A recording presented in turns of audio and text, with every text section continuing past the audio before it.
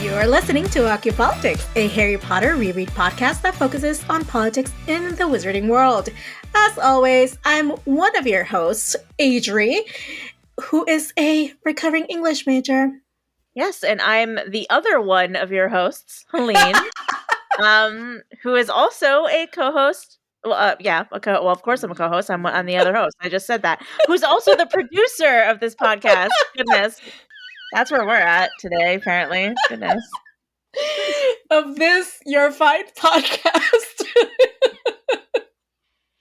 Oh, we only put quality content out for Acciopolitics listeners, obviously. Oh, just, like me wheezing into the microphone. Great intro. We're going to keep it. Today we'll be talking about Chapter 20 of Harry Potter and the Deathly Hallows. This one is titled Xeno Lovegood. But before we get to the chapter and what that chapter is about, Helene, it's been a week. What's the hot goss? What's the news say? Well, we have a couple of notable news stories this week. The first one was that the Respect for Marriage Act was signed into law, which officially codified same-sex marriage, which was pretty awesome. And interracial marriage protections, right? So yes. That means that my marriage is safe for the time being. Yes, yours and Mitch McConnell's. Who knew? You have something in common. Gross. With that turtle, no. I know. I'm glad that he's got protections because, terrible people are still people too, I guess. Yeah, sure. Although we just determined he's not a person, he's a turtle. So, but yeah. Well, a turtle of a person is more of a saying, Yeah, totally. Because I am not a turtle hater. I just want this on the record. I had a pet turtle growing up, and her name was Velocidad, which actually translates to speed. So, that's adorable. R.I.P. Velocidad. That's amazing. Yeah, I actually have always wanted a turtle, but never had one. My parents said that they were too smelly or something. I don't know why. They were like, they stink. And I'm like, okay, I'll get a guinea pig instead. And then I'm sure that stunk worse, to be honest. Oh, yeah, for sure. I've had both. So the turtle was actually my mom's for like over 20 years before she passed away. And she was like one of my mom's pets prior to having us kids. And she used to call her prodigal child because she disappeared like somewhere where she lived before, we were in the world.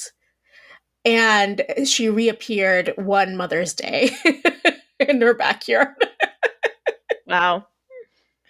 Wow. Just good old Velocidad. So not a turtle hating podcast. I just want this to be clear. It's just that Mitch McConnell is. Yeah, I was going to say, I want to be clear. We are a Mitch McConnell hating podcast. Yes. But no turtle bashing, but there's specifically Mitch McConnell bashing going on here. Yes, exactly. But on a slightly, better note than Mitch McConnell, another news story that I thought was worth sharing, I saw earlier this week. Being a Minneapolis resident, this was very interesting to me, and I'm sure will be interesting to you as well. The city of Minneapolis is buying the site of George Floyd's murder, which was a Speedway gas station. It's all boarded up and everything now. And they are turning it into a racial justice healing center. Oh, interesting. Yes. And on a slightly related news story as well, one of the prosecutors that helped convict Derek Chauvin of his murder, who was a cop, obviously, his name is Jerry Blackwell. He just got confirmed as a federal judge. Jeez. Okay. Yeah. So look at that. All good things. All good things. Well, I hope that the city continues to fund the center and provides it with all the tools that they need to actually provide these services to the public, and it's not just a check off the list in the PR campaign. This is me being super skeptical, right? But having having worked in the nonprofit sector and stuff like that, you see like all of these things or barriers to funding that a lot of places that are wanting to do good face, right? So I'm just hoping that Yeah. they have set aside some money in the budget for years to come. Yeah. Yeah. I mean, it's been a hot minute since all this stuff kind of initially went down. So I feel like a lot of work and planning went into this, which is good. It wasn't like a Like last a knee minute, jerk reaction. yeah, like, oh, we got to do something that makes us look good. Better go do this or whatever. It seems like they've been taking their time to do the right thing. And, I think a racial justice healing center will be good for the city of Minneapolis because unfortunately we tend to have some of the bigger news stories of Black deaths at the hands of police and law enforcement happen to Mm-hmm. come out of Minnesota. So I don't exactly know what, like, if it's like, I don't know if maybe our cops are being trained badly, or we do have a pretty large white population in general. And I don't know what contributes to it specifically, but we do have, unfortunately, like a pretty high rate of unjust deaths at the hands of policemen, of usually Black people. So hopefully this racial justice healing center will be a step towards the right direction. Um, I don't know if you saw this though, but there's a story this week that came out this week. I mean, it's not this week, actually. I just saw it on Instagram today, but I think it's an old story that there's a law in Indiana that lets people protect themselves using deadly force in response to an unlawful intrusion by a public servant, which people are saying means that you could basically shoot cops if they're like entering your property without a warrant. Interesting. But I think this is like an old law that kind of went viral this week. Yeah, I mean, I guess that might have been helpful in like the case of, oh my god, I can't believe I'm forgetting her name. Breonna Taylor? Yeah, Breonna Taylor. Yeah, I was like Brianna. So, no, that doesn't sound right. Yeah, Breonna Taylor. But that happened in, I think, Louisville, which is right next to Indiana. But yeah. So I think it went viral. Like I said, it went viral like maybe yesterday or something because I know I saw it on either TikTok or Instagram. But when I looked a little bit deeper into that, it seems like it was like a 2015 law or amendment. Wow, So interesting. I don't know. Gotta Well, gotta look into this more. But if it does protect in that case, would have been helpful, maybe. But I don't think like I honestly don't think like adding more guns into the mix is what's gonna be helpful. no, you I, know, I I always agree with that. Yeah, that's something I like will always agree with that. Yeah. we'll see. But that being said, can you remind us what happens in this chapter titled after the kooky father in the series? Yes. This is the one where Ron attempts to make things right with Hermione, who is still very angry at him for leaving, as well as Harry getting updated on what he learned in the outside world while he was gone. One night during Harry's watch, Hermione announces that she wants to go see Xenophilius Lovegood and ask him about the mark he was wearing at Bill and Flora's wedding after spotting it in Rita's book, as well as the Tales of Beetle the Bard and in the cemetery at Godric's Hollow. After convincing Harry to go, the trio heads to the Lovegoods' house and are greeted by a very hesitant and shifty Xenophilius, who tells them the name of the mark is called the Sign of the Deathly Hallows. I mean, shifty is, I think, the perfect way to describe him in this moment. Yeah, he was a little jumpy. Just he seemed a little bit over caffeinated and underappreciated with a dash of under duress. Yeah, yep. And Well, we actually don't get the conclusion or like the answers to that in this chapter, although of course we have already read this book, so we know what happens. But yeah, exactly. yeah, I was surprised when the like, because I'm listening to Audible, right, and like the chapter ends with that, and I was like, wait, we don't get Yeah. the like how this plays out in this chapter. Yeah, I was reading it, and like when it ended after he said, "Oh, that you mean the sign of the Deathly Hallows or whatever," and it ended. I was like, "Oh wait, oh this." I thought the whole thing was this chapter, but no, I Me guess too. I was like, because when I started it, I was like, "Oh, this is gonna be a long chapter because they gotta like go there, and then they gotta talk about the tale of the three brothers, and then he's gotta, then there's gonna be the attack." Yeah, I was like, yeah. "Wow, this is gonna be a long chapter," and then I was like, "Oh, okay, no, it's not." And then I was like, oh, this doesn't happen in this chapter. Oh, It's probably for the okay. best. Probably for the best, honestly. It would have Yeah, been but it's really funny long. how like our preconceived notions of like what happens in one chapter Yeah. are so fixed that you're like, oh, this is the chapter where all of this happens, and then you're like, oh no, the pacing is actually not that. Yeah. Yeah, for sure. All right. So when we were reading this and came up with our respective politics, what did you come up with? I went with the politics of appearances. Appearances was mine this week. So, in this case, like in the case of this chapter specifically, I mean appearances as in like keeping up appearances or like saving face. Uh-huh. Uh-huh. And it's defined as maintaining an impression of wealth or well-being, typically to hide the true situation. And just glancing at the name of yours, I think we might have a pretty similar politics this week. But I can see how we can attack them from different angles. So for me, I kind of saw appearances mostly with Ron. So Ron is very, very concerned in this chapter with keeping up appearances and saving face, both with Hermione and his own family that he talks about kind Mm-hmm. of like in Mm-hmm. the past. So like in the beginning of the chapter, we see Ron deliberately like acting like somber and sad and like serious and remorseful, but only when he's around Hermione. And then the minute that she's not there anymore, he's just like, "Oh, I'm okay. Like, let's talk about other things and like be all happy and cheerful." And then later in the chapter, he also he only admits to agree with Hermione to go see the Lovegoods in order to get back in her good graces, and not because he actually agrees with her decision. He's like, "Oh, I gotta make it look like I'm on her side, because as you know, if she sees that I'm trying, then whatever."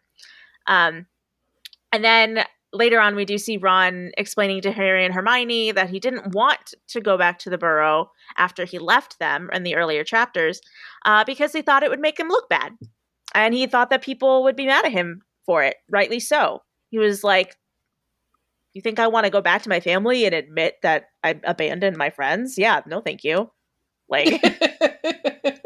So yeah, I mean, it's mostly Ron, but I did note that Xenophilius is kind of an enigma a little bit, because he's both concerned and not concerned with appearances in Mm-hmm. this chapter and just like in general. So like in general, the Lovegoods as a family, as a people, do not care about appearances ever. Like they're unapologetically themselves, authentic to the core. Like what you see is what you get with the Lovegoods. Mm-hmm.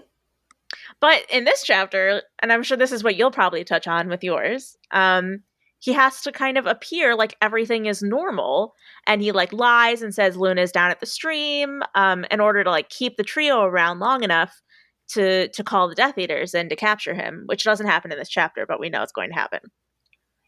Yeah. So yeah, that's appearances. Well, mine, as you kept referring to for the listeners that are like, what is she talking about? Is kind of similar to yours, is the politics of hidden agendas. So, thinking of hidden agendas in this chapter as defensive maneuvers that we use when we don't feel good about ourselves. We have them, we use them. When you employ a hidden agenda as a communication strategy, you put up smoke screens, carefully selected anecdotes, or calculated remarks to prevent people from seeing the real you. So in this case, I'm thinking about obviously Ron for all the reasons you listed, but also Xenophilius Lovegood, because you can see how he's choosing deliberate deliberately to kind of be like, should I help them? Should I not? Should I let them in? Like, I have to pretend like everything's fine because I have this other hidden agenda because and we know like it's not like a hidden nefarious agenda because he's a Death Eater, right? He his own only child has been kidnapped basically, right? So that's Yeah. understandable, but it's still a hidden agenda. Yeah, like he has to hide the true reason for like His shiftiness. yeah, like he has to hide his what he's actually doing and lie, like I said, like he lies and says that Luna's down at the stream or whatever. He has to hide the truth because if they knew what was actually going on, they would leave and he wouldn't get Luna back. Exactly. So So what was your quote for appearances? I actually chose the very first part of the chapter. This is how the chapter opens. Okay. It says, Harry had not expected Hermione's anger to abate overnight, and was therefore unsurprised that she communicated mainly by dirty looks and pointed silences the next morning. We love a good Hermione, yeah. Ron responded by maintaining an unnaturally somber demeanor in her presence as an outward sign of continuing remorse. In fact, when all three of them were together, Harry felt like the only non-mourner at a poorly attended funeral. I like that line. During those few moments he spent alone with Harry, however, collecting water and searching the undergrowth for mushrooms, Ron became shamelessly cheery. You know, it's just that whole thing just reminds me of like mom and dad are fighting. Yeah. Because I mean, my parents will listen to this, so it's okay. When I was a teenager and my mom was giving my dad the silent treatment because she was mad at him for some slight imagined or real. And my dad would be kind of like Ron, kind of like, you know, remorseful type thing, like just agree with her, just to get back in her good books, whatever. Yeah. And when we would hang out like alone, like, you know, running errands and stuff, I'd be like, you're such like, well, you're so shameless. Like, you're just saying this because you don't want to be in trouble with her anymore. And he was like, yeah, I don't. Like, Yeah. you are correct, child. I Yep. don't want to be in trouble with your mother. So that's kind of like, that's why I giggle and laugh about it, because I'm like, this is so mom and dad are fighting, and dad is trying to do anything he can to get back in her good graces, even if that means agreeing with her. Yeah, little third wheel Harry is like, I don't know what to do. This is weird. This is so like in that situation, Harry's like the child who's calling out the dad, like, I think you're only agreeing because you don't want to be in trouble. And Ron's like, yeah, duh. Yep. Yeah, I would agree with that assessment. So I mean, it's funny because it's true, first of all, and second of all, it still happens, at least in my family. And sometimes when I'm gonna be over in January in Puerto Rico with Olivia, and I can definitely, like, I can already tell you, like, the first few days, if he's in trouble with my mom for something, like he said, because my dad is like a jokester and my mom doesn't have the same sense of humor that he and I do.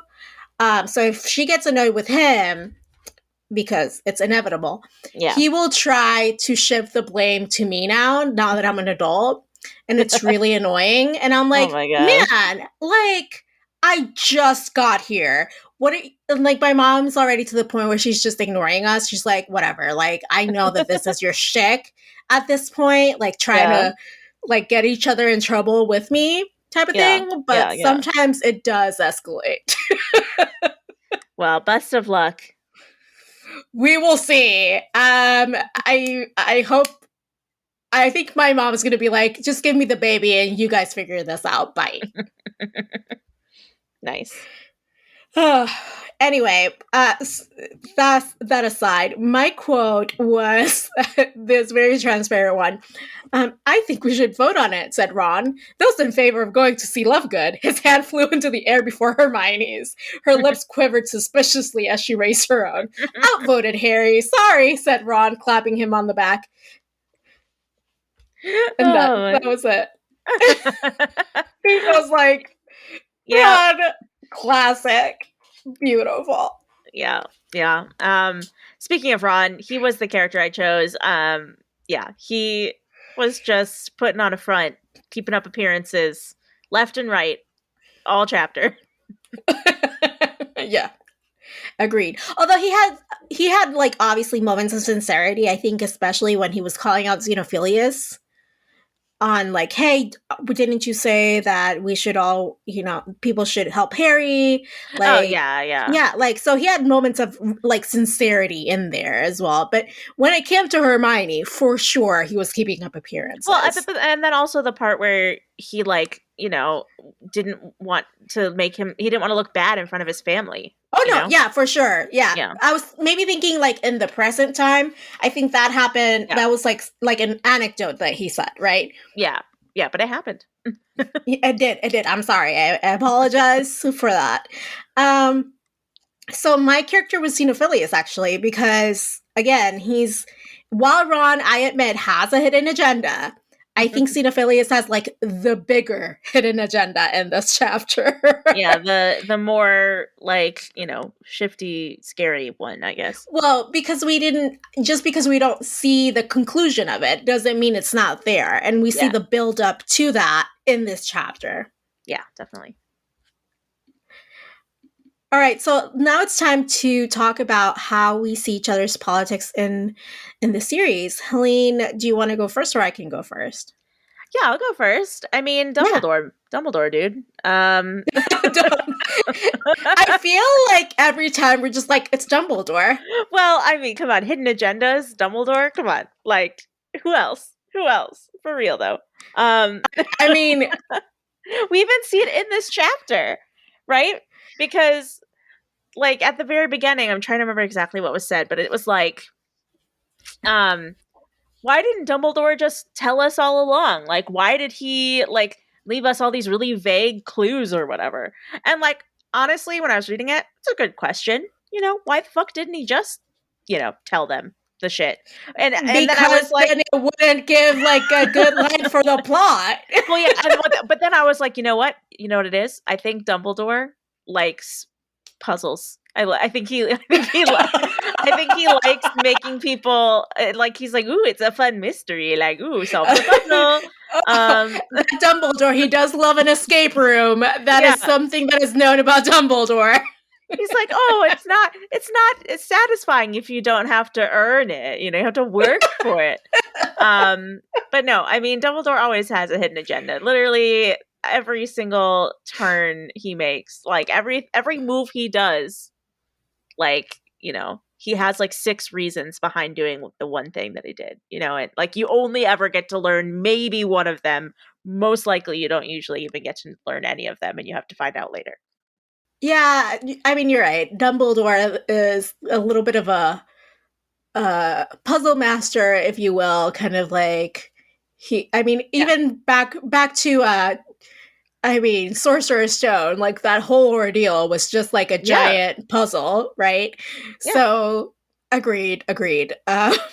Just thinking about him doing escape room though is giving me the giggles. Yeah, like he really just has like a very big love for puzzles, I think. He just likes puzzles. Well, your politic of keeping up appearances really brings me to a pair of characters I don't think we talk about enough, at least not as much as Dumbledore, right? Like we're always like, it's Dumbledore, dude, or it's Harry, and those are the Dursleys, right? Like who else in this series is most, other than like maybe the Malfoys, right? So obsessed with keeping up appearances, making sure that no one knows that Harry is a wizard or that he's weird or that, whatever. And it's all about like how they look in society. Like even in the introductory chapter of the series, it's all about how the Dursleys are obsessed with appearances and keeping up appearances. That is the one chapter that anchors the entire series. I would totally agree. Yeah. So yeah, that's how I see it, I guess. No, that's how she sees it. No, I agree. That's how she sees it. That's Okay. like that's gonna be. I was thinking like that's like your sign off if you ever become like an anchor or something, and that's how I see it. And scene. Thanks for tuning in to KWTV6 at 9 a.m. That's how I see it. Boom. I'm Adri Wilson, and I would like to thank my co-host Olivia Wilson. amazing.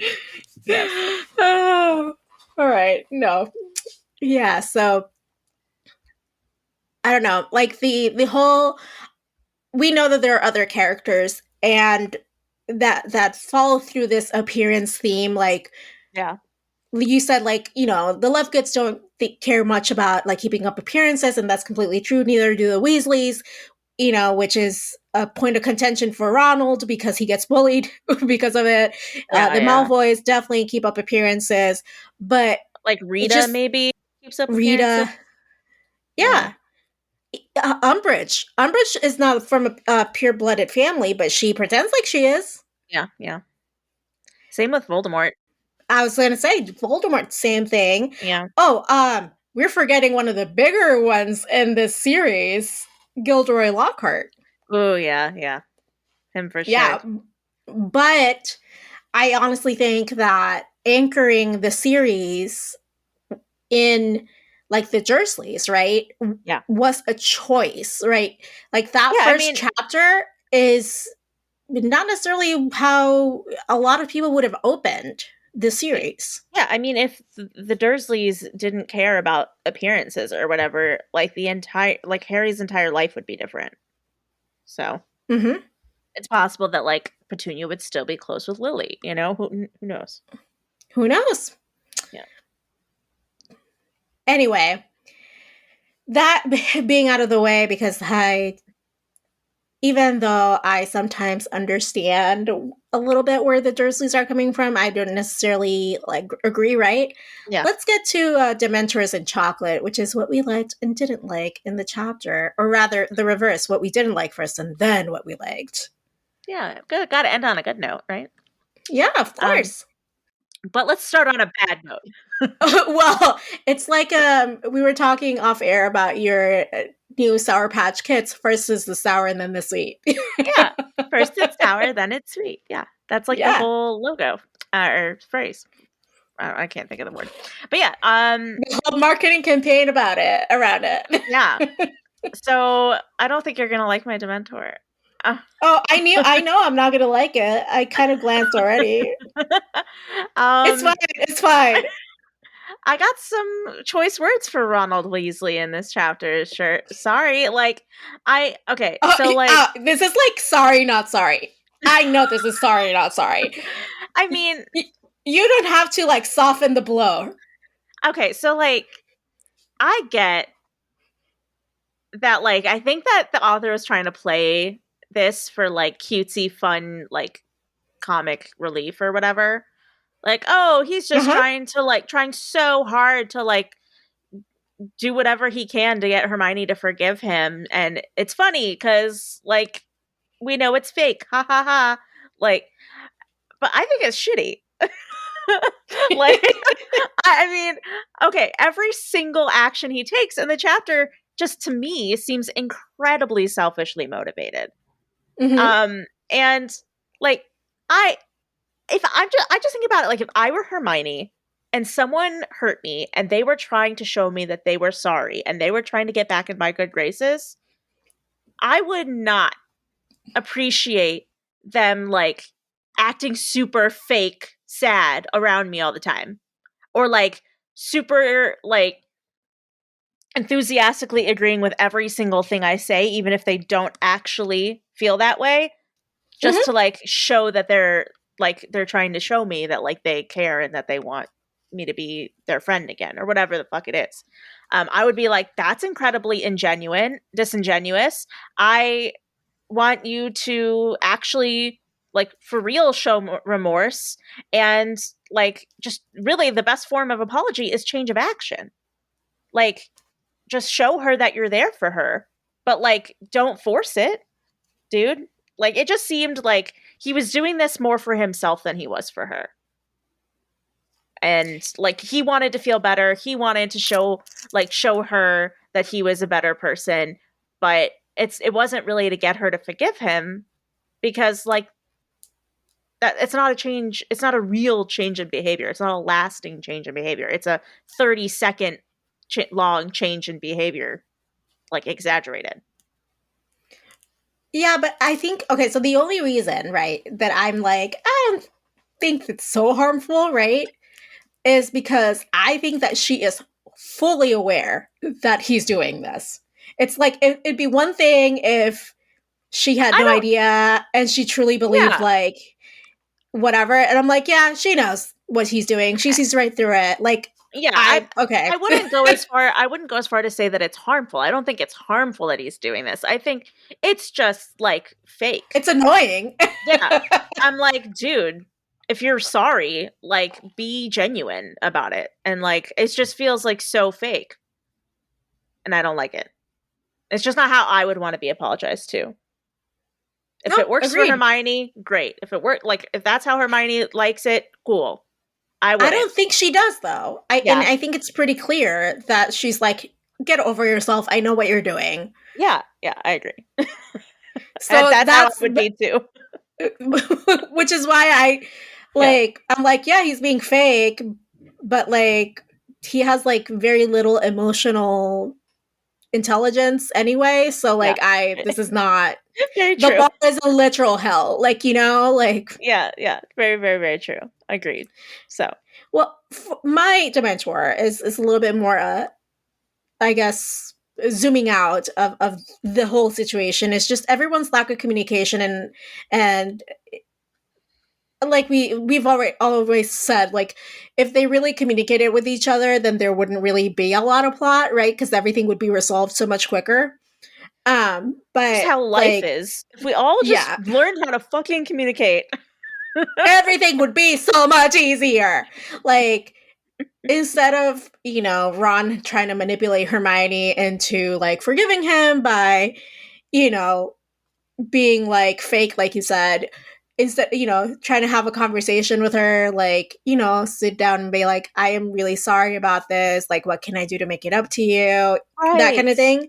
Yes. Um, so that's annoying, but also annoying is like, hey, Xeno had an option to say, like, hey, my daughter's being like held here. Like, they I'm told me scared. that I'm scared. They told me that if you came to let them know, what if could we maybe do something to like get her out? I don't know. Like I feel like Yeah, that could have been an option too. So again, lack of communication. totally. Agreed.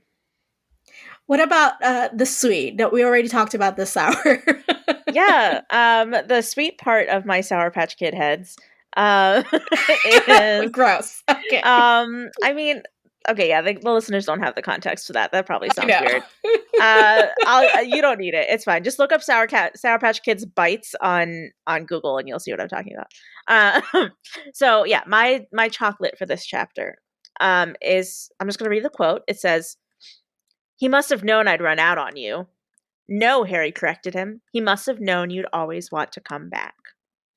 And that's him talking to Ron, obviously, about, the Deluminator and everything. I think it's a pretty well-known quote. Everybody, I think a lot of people like reference it when they talk about Ron and stuff like that. And I liked this quote, surprise, surprise, for Harry, specifically, because again, he's so like empathetic. Like he knows what Ron needs to hear, and he says it, and he gives Ron what he needs to help him feel better. It's so nice. He knows that Ron feels bad. He knows that he regrets leaving, and he's like, "You know what? I think that Dumbledore sees the good in you like I do. I don't think Dumbledore sees the bad in you." And it was nice. Yeah. Mine is also a quote, and it says, "You only agreed to try and get back in our good books. All's fair in love and war," said Ron brightly, "and this is a bit of both. Cheer up, it's the Christmas holidays. Luna will be home." And I liked that because I think this is like one of the first like outward out loud admissions that Yeah. Ron gives to Harry that there's like something extra that he feels for Hermione, you know? Yeah. Yeah. I thought that too when I read it.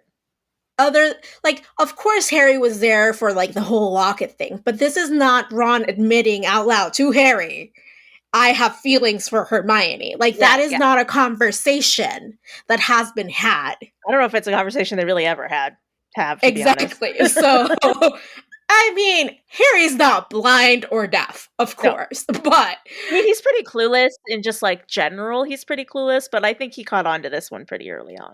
exactly. But this is kind of like Ron's admission of, I just gotta feel. I got some deep feelings for our friend Hermione here, and Yeah. we're in the middle of a wizarding war, so we're Right. gonna Yeah. we're gonna deploy all tactics. Yeah. No, I thought that too. When I read that, I was like, oh, that's kind of like, Yeah, I was it's like, kind of this nice. is sweet. This is sweet. Yeah. Well, one of the episodes we asked the following question: has there been a moment where you've questioned why you used to look up to someone? And did we get some answers? Oh my God, you guys are awesome. The answers we got were so top notch. You guys are great. I love you all. Especially these three people who sent us amazing answers for this question. I'm going to go ahead and read them. The first one is from Scurvy42. They said, oh, all the time, never have heroes because we are all flawed somehow. Yes, because we are all flawed somehow. We have all done bad shit sometime. We have all hurt people and we have all let someone down. Learn what you can from people, admire their positive contributions to the world, but never forget to call out all the shit too. No pedestals for anyone. I mean, this is a Oof. pretty cynical look on the world, but I kind of get it. I'm like, oof, like I hard agree, but also my heart is breaking.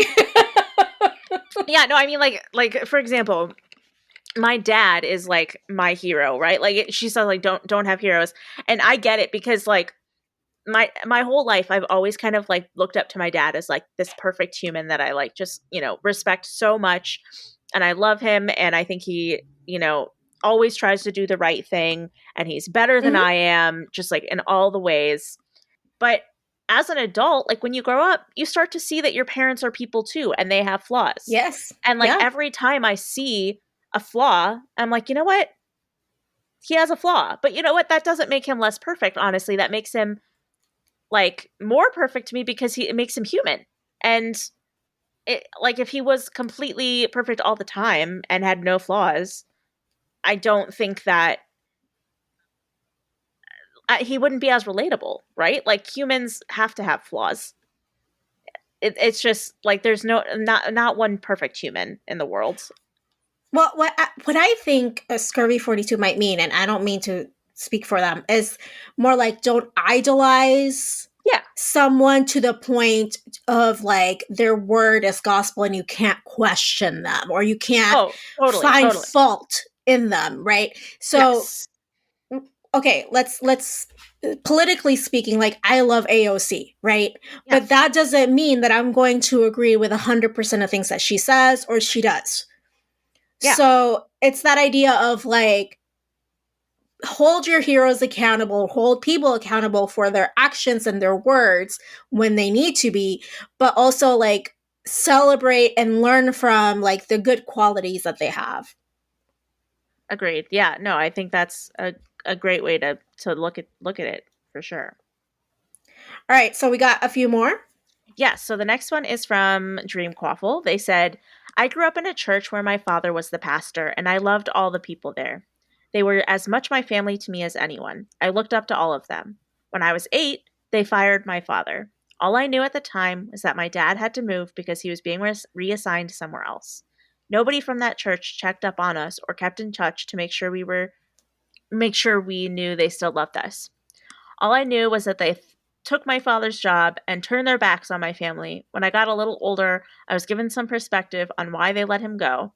I still don't agree with all the reasons, but I understood enough to realize I didn't have the whole story for many years because my father was trying to protect his kids until they were ready to hear the truth. Oh, I'm sorry about that, Dreamquaffle. I mean, I actually can kind of relate to this a little bit weirdly Yeah? because like this listener, so their father was a pastor, my father was a rabbi. Mm-hmm. And he was never fired. Like, so he was a rabbi at a temple for 35 years. So I'm only 29. So it was literally my whole life. Like, I was born, he was working there, and he just retired, like 2 years ago or 3 years ago. And I had the same kind of thing. I was just as close with the synagogue. The entire synagogue, the entire congregation were like family to me because I spent so much time there because my dad worked there and we were there all the time. Mm-hmm. And then during my dad's retirement negotiations, they treated him extremely awful. Awfully, I don't know what the grammar would be for that. They treated him very badly. As a rabbi who had given all of his life and free time and heart and soul to his congregation for 35 years, they were awful to him during his retirement negotiations. And it made me look at them differently Of course. because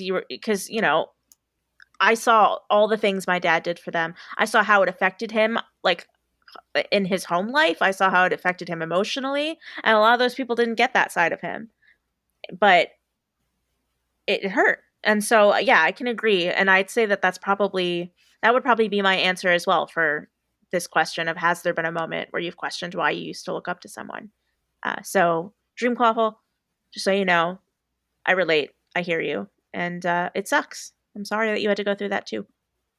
Yeah, that is really shitty. Ugh, people suck sometimes. And Yeah. like people suck sometimes is like my catchphrase almost. Yeah, it is. But, I feel like we do say that pretty often in this podcast. So yeah, yeah, it's so basically like a catchphrase at this point. and like I know I try to think about like personally, right? In my personal life, I try to always lead with people are doing the best they can.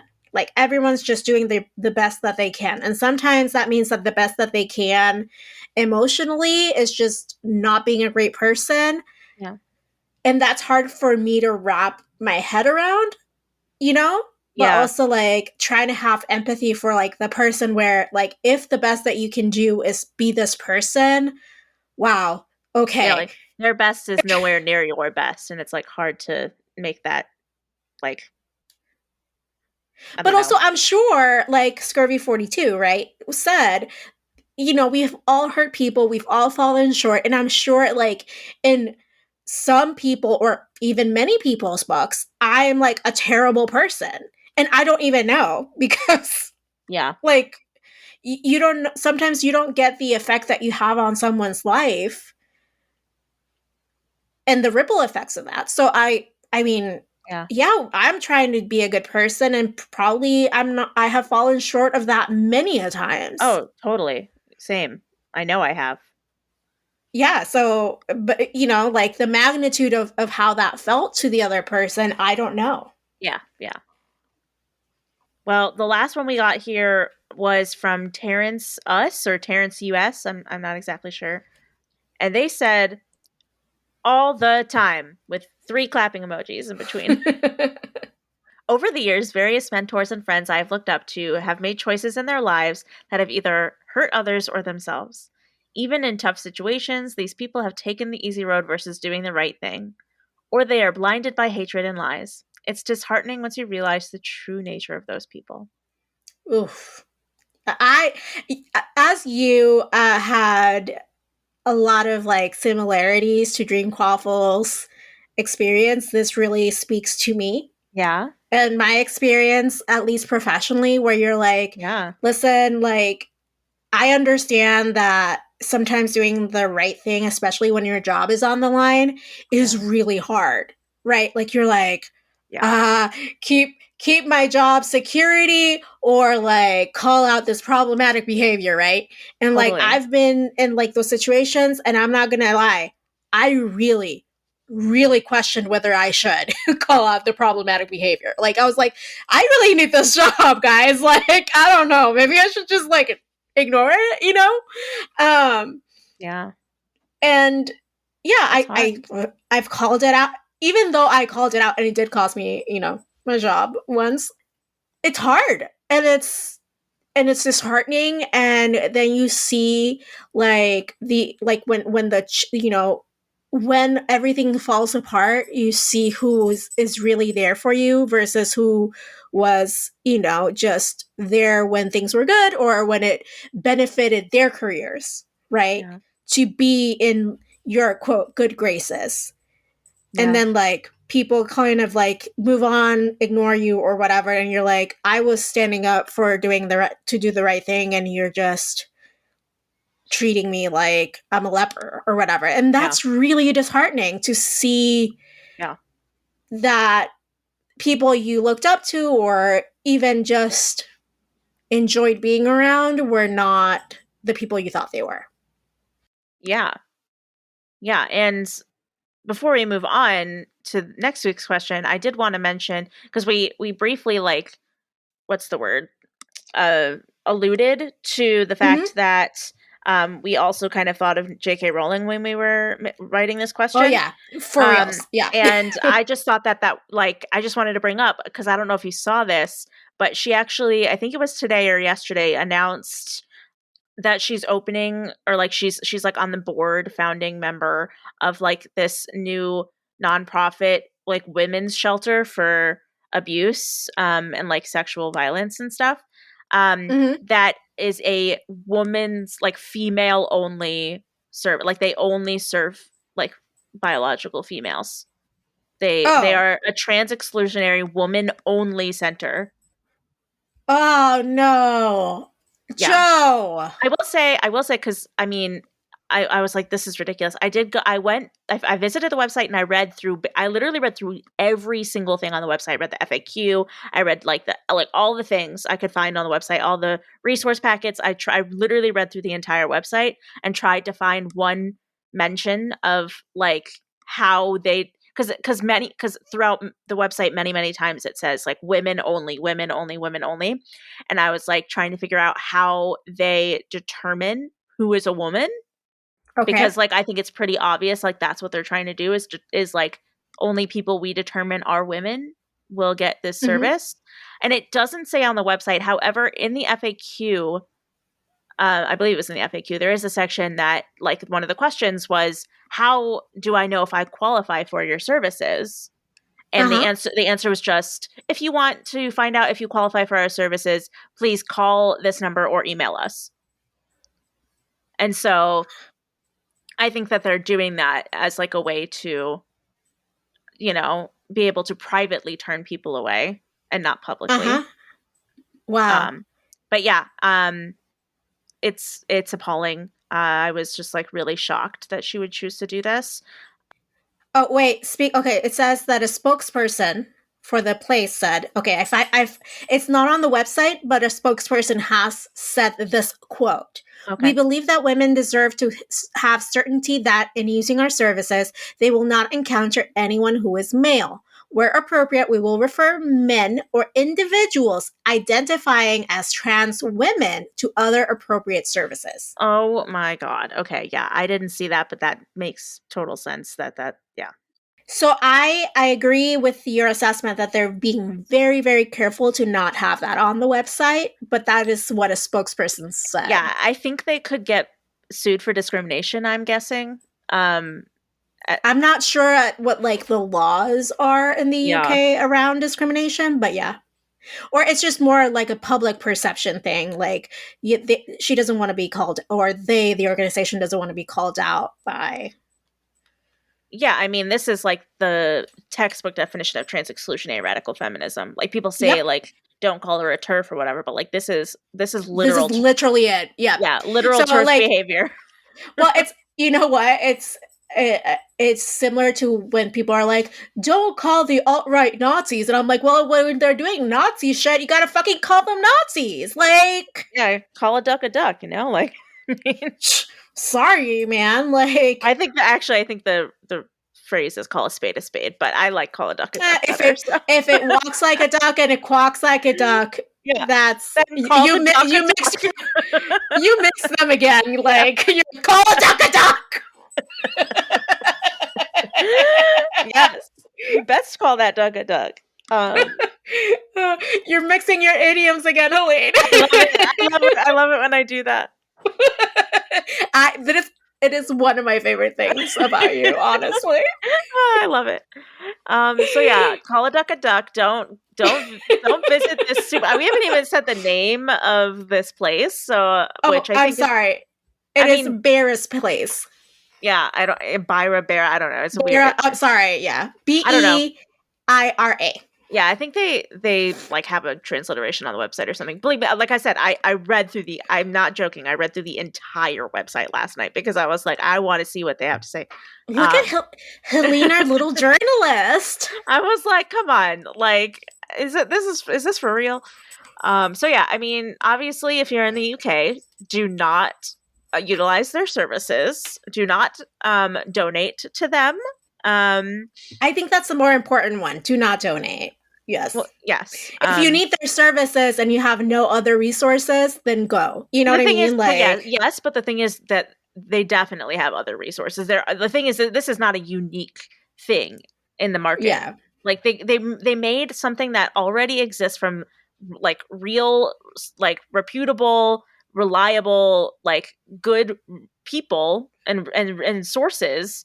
And just made their own version so that they could exclude trans women. So instead of using her immense wealth and connections to fundraise for a shelter that is not trans exclusionary, right? Yeah. She just did her own. Great. Yep. Good job. Yeah. So talk about, regretting looking up to someone. Rough, right? Yeah. The transformation we have undergone in this podcast. Oh, totally. But what about next week's question? Okay, so for this episode, what we're asking our listeners, and we'll talk about it next week, is the following. If you were in Xenophilia's position in this chapter, would you have acted differently when presented with the same situation? Why or why not? I.e., would you have, told Harry what was really going on, or would you call the Death Eaters? Yeah, I mean, I think that he was presented with a really tough choice, right? Because, he obviously has principles, and he wants to stand by them. He does believe Harry, and he does want to help Harry. But his daughter is being, held captive by people who are going to kill her. And he thinks this is his only way out. He isn't exactly super smart if he thinks that this is his only way out, because there are definitely other ways out. He's just either not seeing them or refusing to think about them. But yeah, I mean, it's a tough situation to be in. So would you do it? I don't know. We shall find out next time. Yeah. All right. So that being said, the to be continued being said, let's talk about the media we've been consuming since last time that we spoke. Helene, what have you been watching? I had a good amount of time to watch stuff this weekend. Thankfully, I had a little bit of a recharge weekend, which is much needed. And so I watched the entirety of both seasons 1 and 2 of The White Lotus. Okay. Do you recommend? It is interesting. The thing is, okay, I think it's good. I enjoyed it. I don't think it really deserves all the hype that it gets. First of all, season 1 got a shit ton of awards, and season 1 was genuinely underwhelming. Okay. Season 2 was great. Season 2 was a lot more engaging. Season 1 was slow. Okay. I was okay, we're literally just watching people on vacation. We're watching a group of people just on vacation. Like the cinematography was beautiful. Okay. So Um, it was technically beautiful yes. Like yeah, I mean and you're well in acted. it's a ton of like beautiful shots and scenery of Hawaii. Like of course it's beautiful. But yeah, like the story, I was like, okay, and each season starts off with like someone's been murdered, but like you don't know how or who. Um, Mm-hmm. and so like you watch the whole season and then they tell you who was murdered, like and how it happened, basically in the last episode. But all the other episodes up until that are really they're a mix of filler and just like backstory that some of Oh, it is so it reminds me maybe of Big Little Lies. Did you ever watch that? yeah, yeah, I did. Okay. It's been a Okay. while. I can't remember very much of it, but yeah. It's like the one where Nicole Kidman's like husband was murdered, right? Yeah. Yeah. Yeah. Okay. But Um, at the beginning, you don't know who got murdered and how or yeah, why. but the weird thing with so it was like that, but with White Lotus, because like in Big Little Lies, like it shows the investigation and Mm-hmm. like all Mm-hmm. that stuff like post murder. With White Lotus, Mm-hmm. it literally like is just every single chain of events leading up to the murder.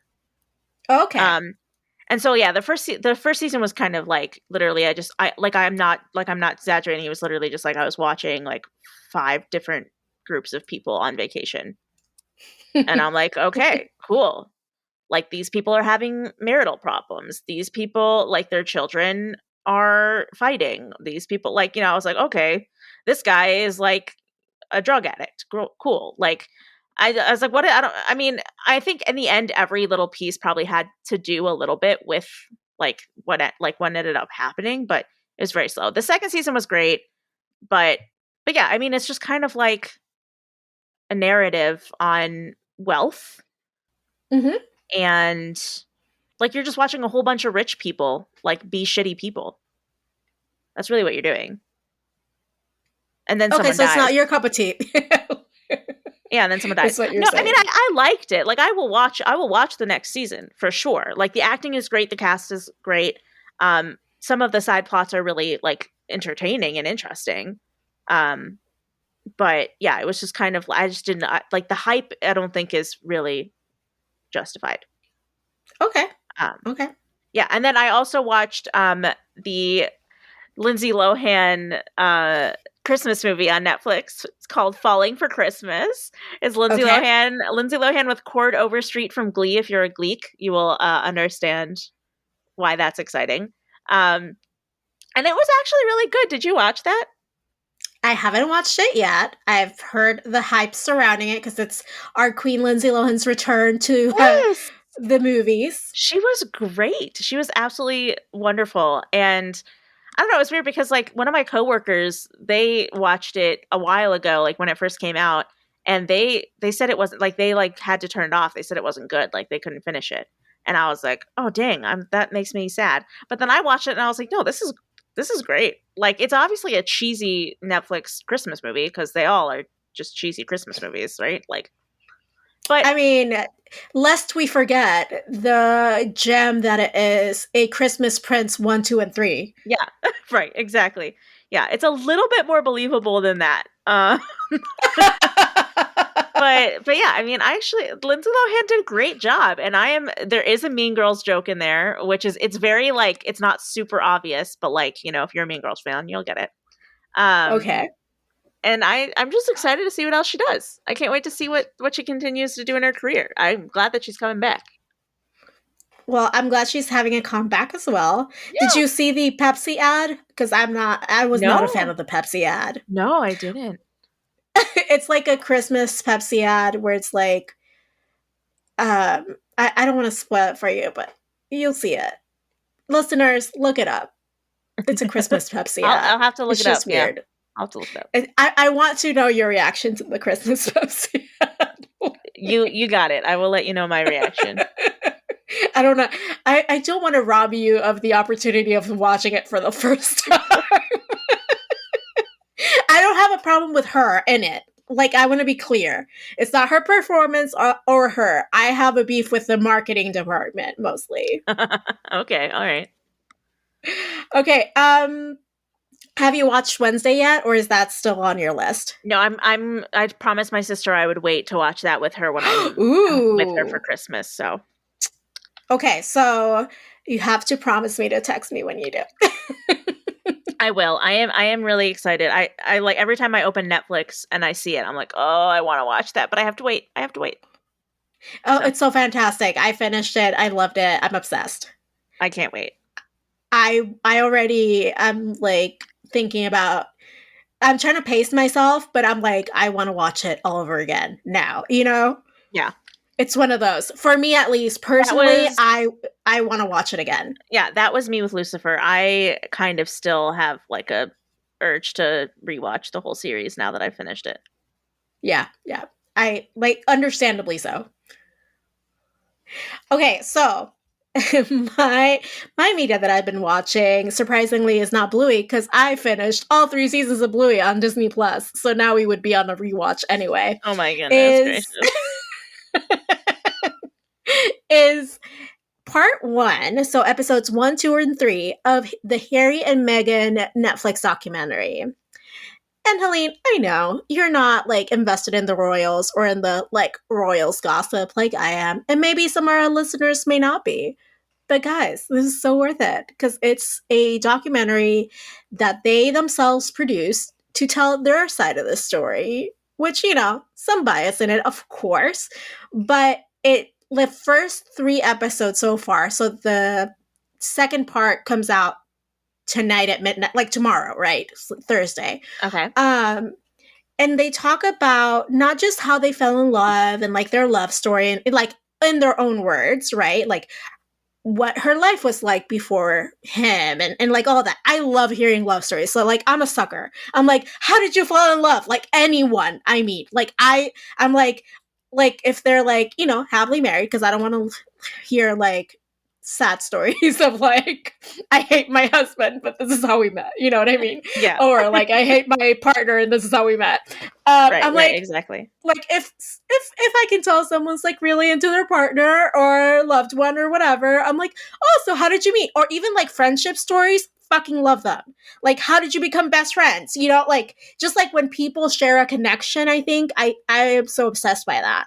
I don't know if that makes sense. I'm like, how like it's just so fun to find your people, Yeah. whether it's romantic or not, you know? Yeah.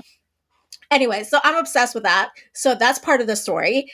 And the other part is interesting because they start talking about how the media has a transactional relationship with the royal family and how that's an invisible contract that doesn't get talked about, but it's very clearly there. And that's also institutionally something I'm interested in. Like, oh, yeah, Makes sense. That makes sense. like I can see that, and I can also see that in politics in the US too, right? So like there's some parallels, not like all throughout, but some parallels and how like the media game is played in the UK and how like there was like that like interest in their relationship because of this invisible contract, and then how racism and imperialism meets that invisible contract.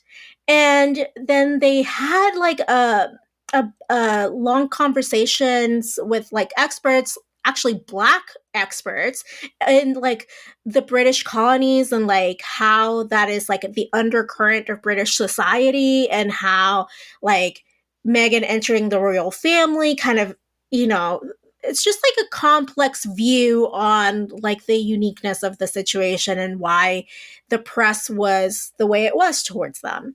I found it fascinating. Okay. Yeah, I mean, I I thought about watching it. I just don't know if I would get anything out of it personally. But I've heard good things about it. I have. I So mean, you would get to like text me and Rex about it. is that does that make it worth it though? Friendship makes it worth it, Helene. Friendship. Friendship makes it worth it. Are you sure? You wooed me. I'm texting Rex right now. You go ahead and you do that, my friend. Tell him like we're not good enough for Helene. Be like, I know. No, we are well aware that we're not good enough for you, Helene. We know. Oh We my talk god. about it all the time because we love the Housewives and you do not. This is also accurate. No, but like I thought, honestly, like all kidding aside, it was interesting if listeners are on the fence and they're like interested in not just their love story, right? But like the way that like it's transactional with the media, like how that intersects with like people's feelings on not just the royals, but like Harry in his own words hasn't really spoken about his mom a lot. I don't think as in depth as he has in this documentary and how he feels about like the invasion of privacy and how he feels about consent with his kids and all of that and why they chose and actually it seems like he was the one who chose to leave, not Megan. Um and why he chose to leave and like all these other things. I'm not saying he's not problematic and he wasn't problematic before because he definitely was problematic, but like they do address part of that and I'm kind of holding out hope for like the second installment of the series because I feel like this is like a slow burn and then like it's going to be like a slow burn not in like a bad way, like in a oh okay they're building up to something really big and you can tell they are. Okay. So I'm cautiously optimistic. We'll see what I say next time we talk. Yeah. Keep us updated if it's worth it. I don't know. Again, I'm a sucker for like romance and connection. So like I'm like, oh, it was so cute how they met, and also like you can see kind of their banter and stuff, and like I'm like, oh, they're a real couple, you know? Yeah. I mean, they are. At least we know it's not for show, right? Yeah, I mean, I just honestly sometimes because he did say, okay, this is like one of the hottest pieces of like gossip, I guess, that people are taking away from like part one of the documentary, where he was like, you know, because in my family, especially the men, they really don't marry the right person for them. They marry the person that's right for the institution.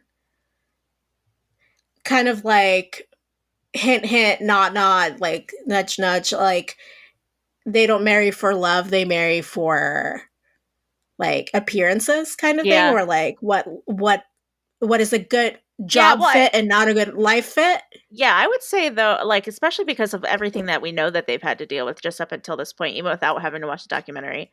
I think it makes sense that this would be the one situation in the royal family, or not the one, but one of the main situations in the royal family where they did marry for love and not for money or appearance or whatever. Because why Yeah, would you no, put yourself through that with if it was like if you didn't actually care about the person, you know? but and that's the thing, right? So that's part of the like what he's saying is like, you know, she was right for the role, but she was also right for me. Like Hmm. I was and still am very in love with her, and a lot of people couldn't understand that. Yeah. So it's, I mean, the thing about like, especially the British royal family, and this is my opinion, of course, is that it's just such a twisted uh, melding of family and job. You know, like imagine if your family owned a small business, but that was like both your home life and your like professional life, and then you add a public component to that, and like when it suits you, your family, but when it doesn't, then you're a business, and it just gets all like muddled up and weird. And then you Hmm. have like friends of the family, let's call them that, like, but that they're employed by you also, and then you know like it's just fucking weird. And I sometimes feel bad for them, but also not in a way, so we'll see. Yeah. Like We zoo will animals is what I think. we I think shall about them a see. lot. All right, well, that's it for today's episode. Please join us next time as we talk about chapter 21 of Harry Potter and the Deathly Hallows, the tale of the three brothers. If you've enjoyed this conversation, please take a second to give us a 5-star rating on Apple Podcasts or Spotify or wherever you happen to be listening to us right now, because as we like to say every week, it helps new listeners find the podcast and it makes us happy. And you know that your one goal in life is really to make us happy.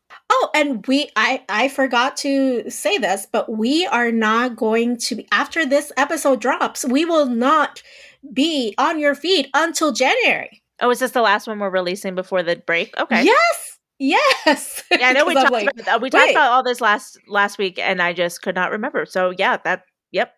This episode comes out on December 19th, and we're in your ears on December 19th. The next time that you will hear from us is going to be January 9th. So we will miss you for 2 weeks, or you will miss us for 2 weeks, but we will all miss each other for 2 weeks. Yes, it'll be a mutual missing. Well, until then, until January 9th, politics managed.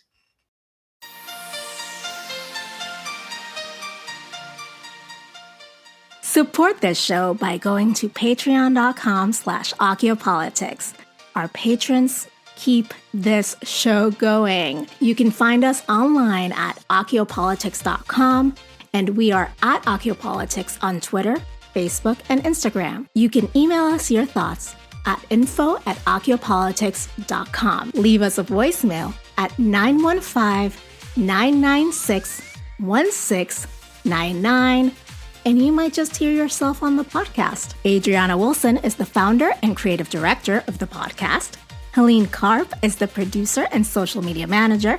Allison Pullman is the audio wizard and editor who makes us sound so good. Cover art and physical rewards are designed by Adriana Wilson. The views expressed by the hosts and guests are expressly their own and not representative of their employers or associates. Acciopolitics is part of the MuggleNet family of podcasts.